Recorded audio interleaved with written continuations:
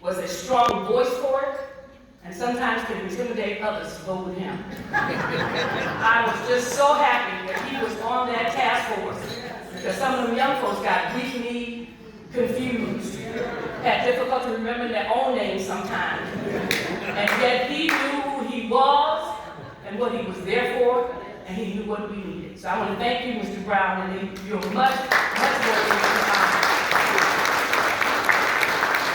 I want to also recognize that Mr. Danny Glover's here, and I am indebted to Danny Glover.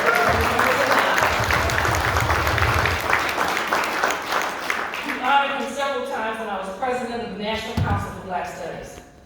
And that was because he was one of the fighters for Black Studies in the state of California and continues to fight for it today. He has never forgotten from whence he's come. He's become famous as an actor, but he was really famous as an advocate in San Francisco State, where the young people stayed in his house when they were protesting and getting things together. And we miss sometimes so much in our history about all those who struggle to give us the things that we take for granted today and not realize upon which foundation we stand. So, Mr. Glover, thank you so very much for your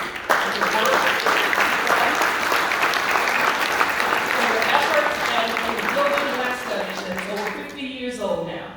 And when I became a professor at Black Studies in 1972 at San Diego State, everybody told me you shouldn't take your time and work in that field because it won't last long. That's what all of my smart friends told me. It won't last long. You won't have a career. You'll have this, you'll have that. And we celebrated the 50th anniversary after I left. I was there for 40 years. 10 years after, we celebrated the 50th anniversary, and I looked in the faces of those who refused to go to Black Studies and said, we've had a wonderful career. We've had a wonderful time. We've built young people across this nation who can make a difference, and that is extremely important.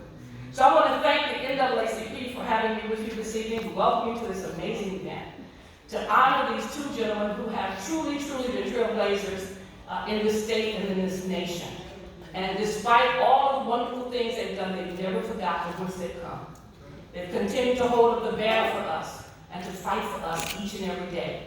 And their task now is to make sure that you pick up the banner, that you move forward, and you don't let it drop to the ground, but you fight along with them, and the future of our nation and African Americans is resting in all of our hands as we deal with this upcoming season of elections. So once again, thank you so very much. I am so pleased that most of you know me. I'm the Secretary of State of California. I am honored as a child who's a daughter of a sharecropper who lived in the Pueblos of Los Angeles and went to UCLA. I am honored to be able to represent you as your Secretary of State. Thank you so very much.